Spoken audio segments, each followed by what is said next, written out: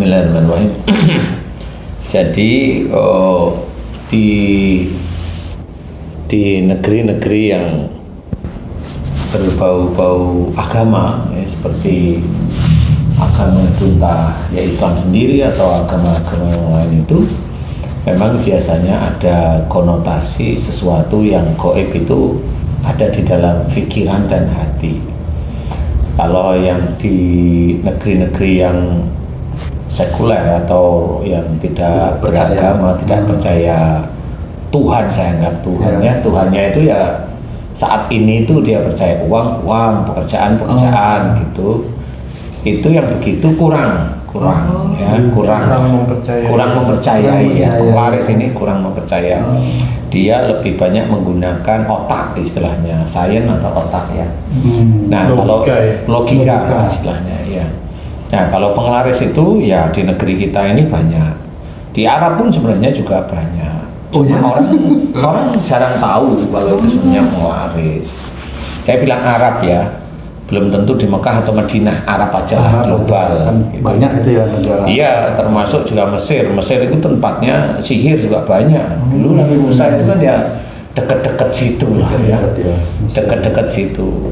Nah, sebenarnya yang harus kita pahami tentang penglaris itu macam-macam. Satu, jadi seseorang dia punya usaha baru. Nah, untuk menguatkan usaha baru itu, dia nggak yakin kalau usaha barunya itu bisa menjadikan laris apa tidak. Ya, atau dia mendirikan usaha baru, mendirikan aja biasa. Kemudian seminggu 2 minggu agak laris, kemudian sepi gitu. Nah, dari sepi sebulan, 2 bulan, 3 bulan, akhirnya dia nggak betah, dia ingin rame. Nah, rame, mereka ini bisa aja mau datang ke dukun atau datang ke dalam tanda kutip itu ya ustadz atau kiai yang memang profesinya memang seperti itu, memberikan penglaris. Jadi meyakini bahwa dengan bacaan itu Tuhan itu memberikan rezeki menurut mereka. Kalau menurut saya enggak. Jadi Allah itu tidak memberikan rezeki lewat itu, tetapi mengizinkan. Nah, cara-cara inilah harus kita pikirkan. Penglaris itu macam-macam, dari mulai dia ke orang pintar, kemudian dikasih sesuatu agar orang di sekitarnya itu tertarik dengan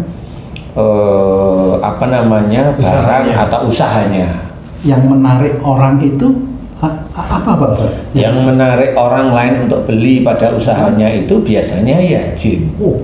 Jadi dia bekerja sama dengan jin? Ya, itu pasti jin. Nah, jin inilah yang sebenarnya bisa menarik orang-orang yang lewat.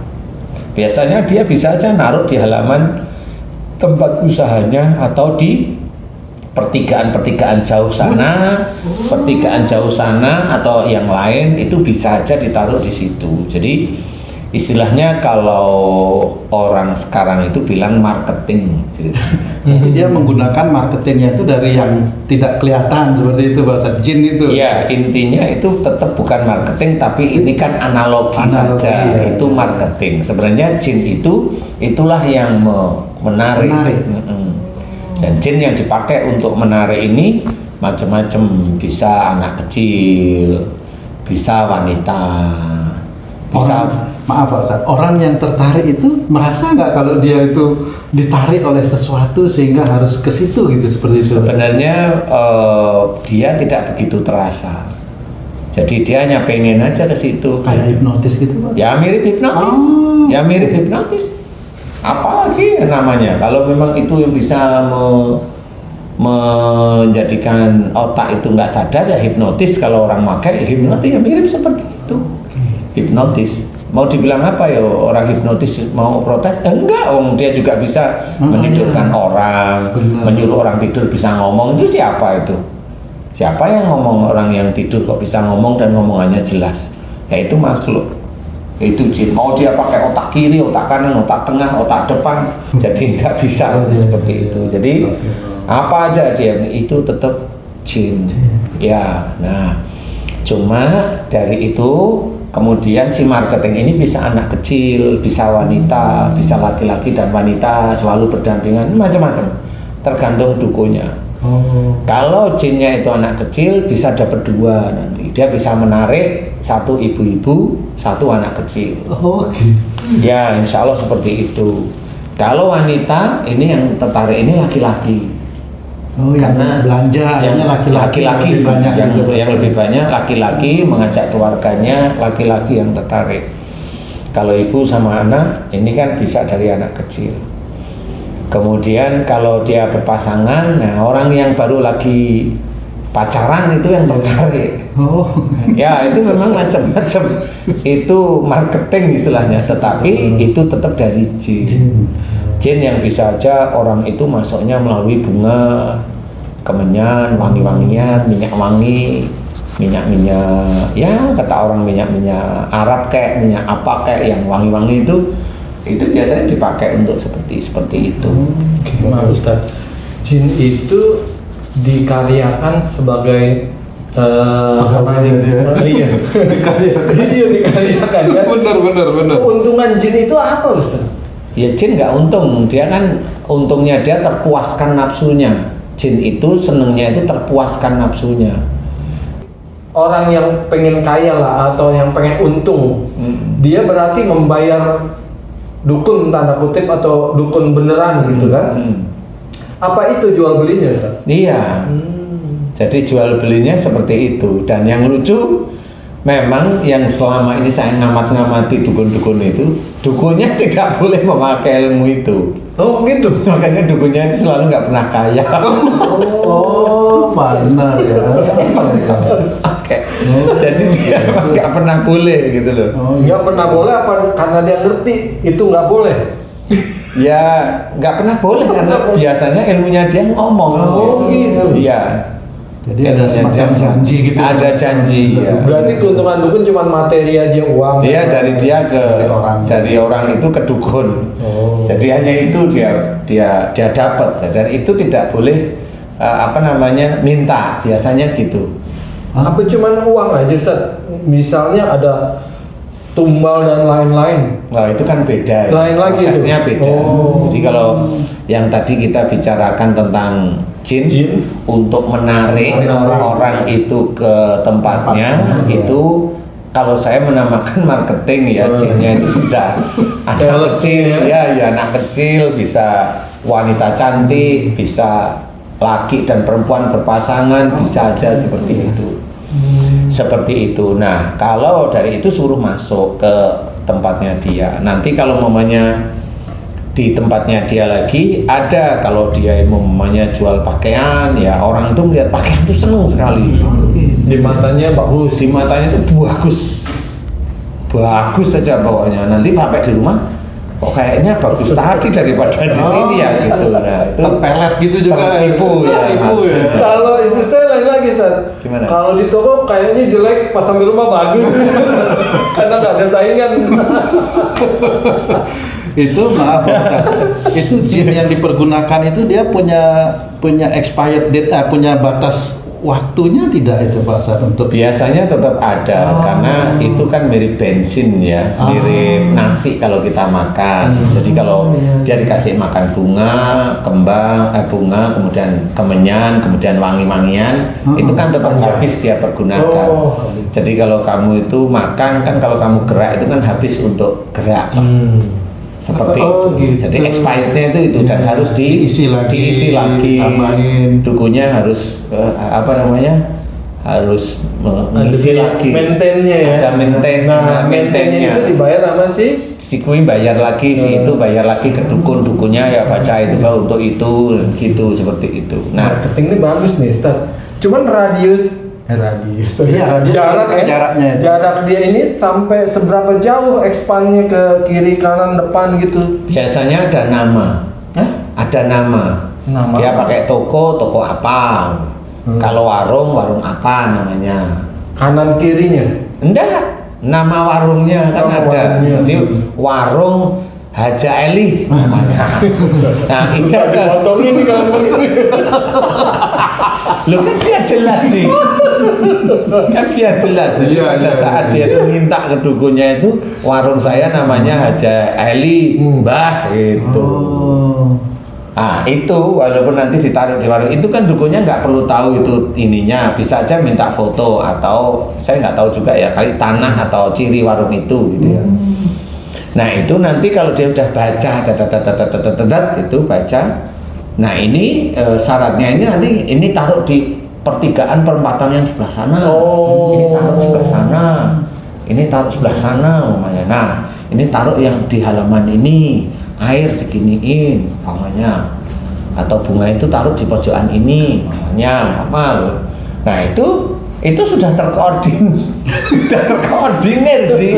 Jadi nanti kalau yang dari warung Haja Eli ini dia nggak nyerempet ke warung Markona, nggak bisa, dia langsung ke situ. Oh berarti nama warung bukan nama pemilik warungnya Pak Ustadz? Warung biasanya. Warung ya? Iya, warung. Mesti ada ciri bangunan, nama warung bisa-bisa sama nyas. Iya. Sebentar. Ini kan nama warung akhirnya orang datang belanja. Orang yang punya warung dapat uang dari hasil penglaris. Ini hukumnya bagaimana Pak Ustadz? Hukumnya itu memang dolim sebenarnya. Jadi uang yang dihasilkan haram. Jadi kalau momennya warung nih, biasanya sih orang yang punya warung itu nanti macam-macam, dikasih air ditaruh di nasinya, dikasih air ditaruh di airnya yang buat masak umpamanya, itu macam-macam nanti. Nah dari situ bisa aja yang di situ tuh bisa aja pocong umpamanya. Atau tuyul. Enggak, kalau tuyul enggak. Biasanya yang selama ini itu biasanya pocong, kemudian seperti zombie atau mayat hidup itu. Jadi dadal-dadal itu ada belatung-belatung ya. Nah, pocong dan itu sama, ya ada belatungnya biasanya nih. Ya, apa namanya? Nah, itu ada ilernya itu netes air liur ya. Netes itu ditetesin ke makanan. Seperti itu. Jadi itu mau pocong mau mayat ya. Itu liurnya itu netes. Nah, liurnya itulah jadi bumbu. Astaga. Untung kita nggak bisa lihat, kalau kita bisa lihat nggak pernah beli jajan-jajan. Nah, itu yang menetes itu ke makanan itu, di makanan bentuknya zombie itu atau pocong itu Ustaz di makanannya? Jadi kalau yang orang yang makan enak aja, kayak bumbu lah istilahnya. Penyedap jadi rasa. kayak penyedap rasa. Itu makhluknya ikut masuk. Insya Allah orangnya makan. Masuk. Aduh. Masuk insya Allah. Dan nanti itu yang nagih pengen ke warung itu. Oh, jadi kayak ada remote-nya gitu, semacam remote control gitu. Iya, ya, seperti itu. Jadi pengen enak, pengen gitu. Lah orang yang makan dari makanan yang seperti itu Pak Ustadz, itu dia dolim juga apa? Entah. Kalau orang itu nggak bisa dikatakan dolim, itu kan korban. Tapi di dalamnya penuh makhluk seperti Iya, itu. kalau dia suka ke situ dan dia ini ya pasti penuh. Walaupun makannya baca bismillah. Tergantung iman sama ketakwaannya kepada Allah Ta'ala. Kalau memang imannya ya sepele di hadapan Allah Ta'ala, ketauhidannya kurang, amal solehnya kurang, ya dia baca bismillah ya tetap nggak ngaruh. Nggak ngaruh itu sama seperti banyak orang-orang muslim, ibu-ibu yang kena sihir padahal kan sholat. Nah, ya itu sama mirip. Berarti Pak, kalau kita belanja kita ajak Pak Ustadz. Pak Ustadz kan nggak bisa lihat jin. Bukan, biar takut tuh jin kabur itu. Oh iya sih. Siapa yang tahu kalau jin kabur? Jin gimana? Gimana itu caranya itu? Ya, jadi intinya itu seperti itu. Jadi makanan itu bisa enak gitu ya dari liurnya si mayat tadi. Membedakannya gimana Ustadz? Kita beli ini Benar-benar ada enak. Asli enak sama Atau asli apa namanya? Enak tambahan. Enak tambahan itu gimana kita menyaringnya? Itu susah sekali ya. Biasanya kalau orang-orang yang normal itu biasanya kalau masuk situ badannya agak bergidik, apa namanya itu? Merinding ya. Orang yang normal maksudnya apa? Ya normal aja masuk situ itu merinding gitu. Orang yang nggak ada ilmu dan Ya normal aja lah itu merinding. Kalau ada yang ilmu dia masuk situ, maksudnya dia punya ilmu turunan atau ilmu apa yang? Ya nggak tahu. Karena ilmu turunan itu kalau kena pelet juga kena pelet aja dia. Nggak peduli. Bener tuh. Jadi kalau punya ilmu turunan harimau atau ular, nah kepeletkan otaknya, nah ilmunya di punggung ya, nggak ketemu. Malah ilmunya suka lah, ada cewek jin masuk gitu gimana coba? Berarti saya nggak normal juga ya, masuk nggak merinding tempat makanan yang begitu. Ya berarti. Ya kalau Pak Haji sendiri apa berdua, pertanyaan saya gitu. Kalau dia berdua merinding dia. Takut belajar banyak. Walaupun warung itu ada stempel halalnya seperti itu dari MUI, itu tetap bisa Pak Ustadz ya? Ya bisa, karena bagaimanapun juga itu kan tergantung orangnya. Orang itu begini, dia itu buka warung maunya apa? Kalau maunya dagang normal di hadapan Allah Ta'ala, ya normal, dia nggak pakai sesuatu. Nah, kalau dia dagangnya itu ingin laris, ingin akhirnya mendatangkan uang, dia kan nggak sabar untuk mendapatkan uang banyak, itu dia nggak sabar, sehingga dia memakai seperti itu. Nah, kalaupun mamanya orang-orang tertentu yang dia memang maunya dagang, kemudian tahu ada dagang yang lama itu jengkel, jadi wala kok ada saingan. Nah, yang lama itu ke orang pinter lagi minta ditutup itu. Waduh. Berarti dia nggak hanya untuk menarik tapi menyerang. Nah, dukun kan bisa nyerang juga. Itu yang disebut dengan persaingan yang tidak sehat itu seperti itu. Ya, makanya istilahnya Allah itu tidak suka pasar, itu sebenarnya salah satunya itu. Oh, pantes. Seburuk-buruk tempat adalah pasar. Iya, memang karena di situ banyak sesuatu yang kecurangan istilahnya.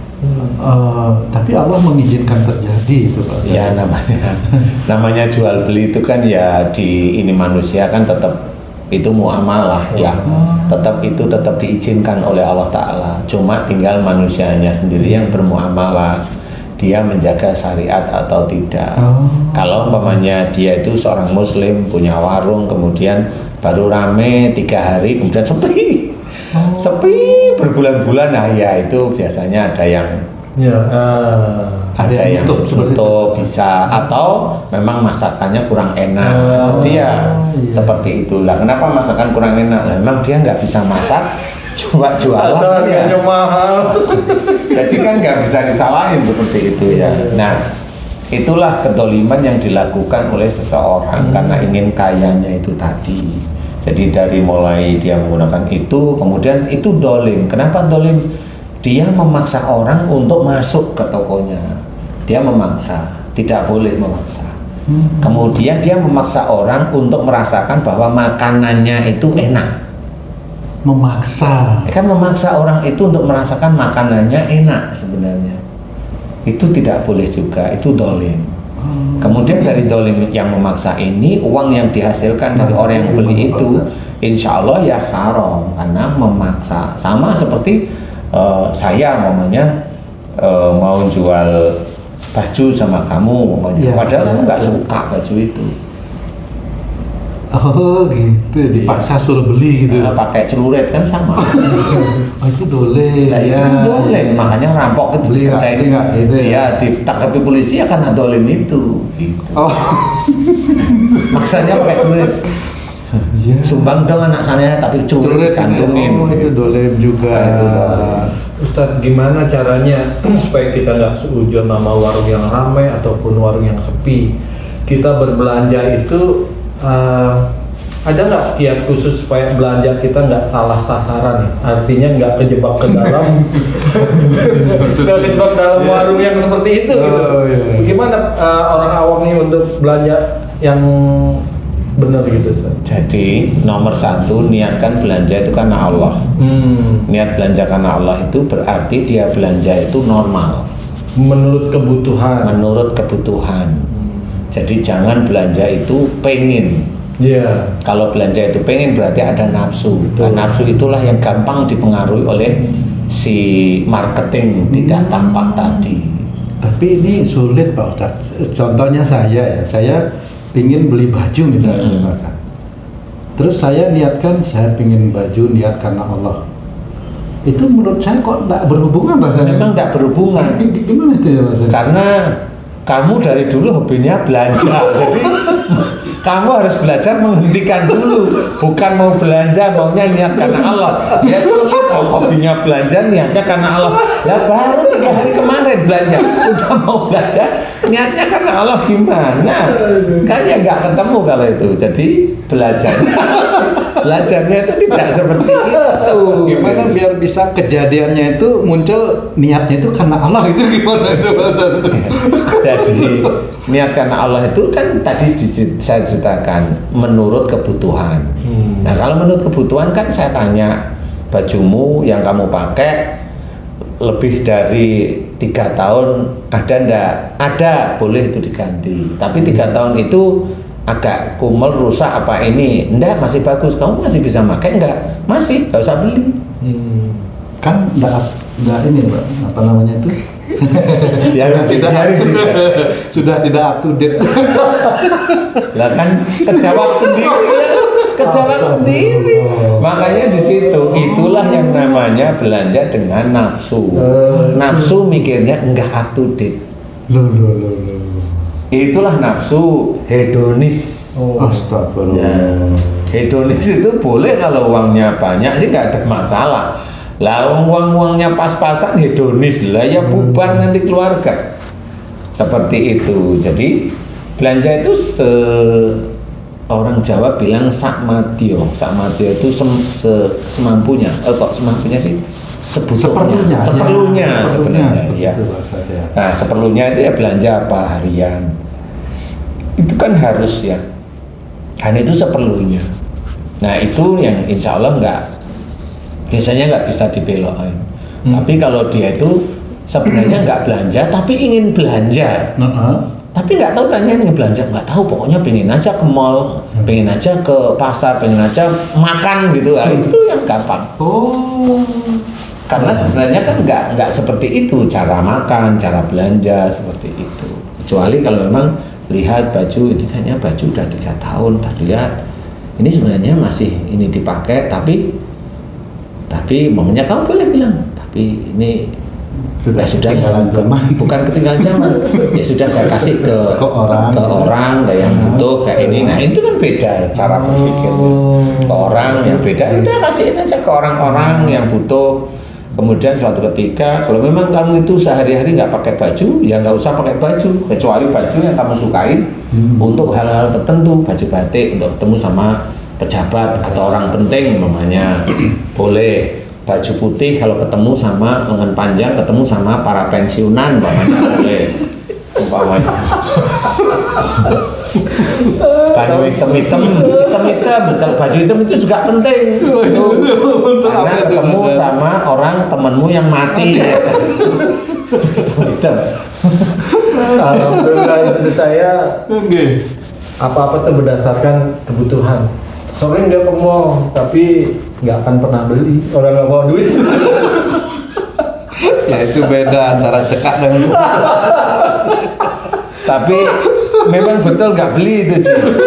Tetapi kan lihat aja ada nafsu tuh. Nah itu marketingnya udah masuk ke otaknya.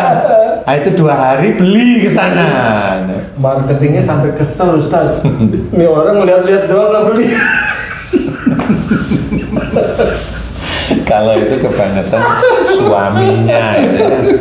Jadi kedoliman itu sudah seperti itu. Makanya uangnya itu haram. Nah kalau uangnya haram, orang itu membayar zakat. Sama seperti uangmu itu kan nyuri. Kamu habis dapatnya itu kan kamu memaksa pakai celurit umpamanya. Pakai celurit itu ya pakai jin itu tadi maksudnya. Lah kan dapat uang kok untuk bayar zakat. Gimana sih? Insya Allah nggak akan keterima. Batal arti zakatnya itu Pak? Nggak ada batalnya uang itu, uang haram mau bilang apa? Ya sudah nggak bisa. Ya kalau dikatakan batal itu ya memang batal sejak awal itu sudah batal semua. Kemudian untuk sedekah ya sama, ke yatim piatu ya sama. Itu nggak ada pahala bagi orang yang mempunyai uang seperti itu. Bagi yang menerima, Pak Ustaz, misalnya kan dia punya uang nih banyak, terus dia ke yatim piatu kasih. Untuk yang menerima, Ya tetap berguna untuk makan aja. untuk makan aja. Untuk makan aja. Jadi seperti itu, penghitungannya seperti itu. Umpamanya orang itu punya uang, akhirnya kaya, punya 5 miliar, ditaruh di bank. Nah itu kan orang, lah uangnya kan taruh di bank. Ya. Biasanya di bank itu tetap uang itu normal lagi. Normal, tetap nilai 5 miliar itu kalau dia ambil ini tetap yang haram. Walaupun sudah mau taruh mana aja tetap. Iya. Mau titipin ke temen tetap aja haram. Iya, titipin temen itu dipakai gitu ya. Iya. Dia dipakai itu nggak apa-apa. Nggak apa-apa. Bisa nggak apa-apa, tapi nanti ditukar. Ditukar, nah yang ditukar dikembaliin ini haram lagi. Gitu. Untuk menjadikan itu tidak haram gimana Pak Ustaz? Iya, kasih ke saya aja semuanya. Terus nanti orang itu minta lewat Pak Ustaz gitu. Ya itu tetap haram, kalau dia pakai tetap haram. Kalau udah banyak uangnya kan sayang itu haram. Nah, kan sayang kan kamu. Iya benar ya. Ustaz, kalau barang haram, uang haram kita makan buat makan, itu dampaknya apa terhadap tubuh kita, Ustaz? Terhadap tubuh kita, bukan kita lah, terhadap tubuh mereka. Orang itu, tubuh mereka, tubuh istri, tubuh anaknya. Ini biasanya keimanannya nggak kuat. Keimanannya. Nggak akan Karena ada pengaruh dari uang karena haram ada itu. pengaruh uang haram itu tadi. Jadi tidak akan kuat kepada Allah Ta'ala. Jadi kalau disuruh beribadah ya males-malesan. Kalau dinasihatin orang tua ya ngantah. Ya seperti itulah insya Allah.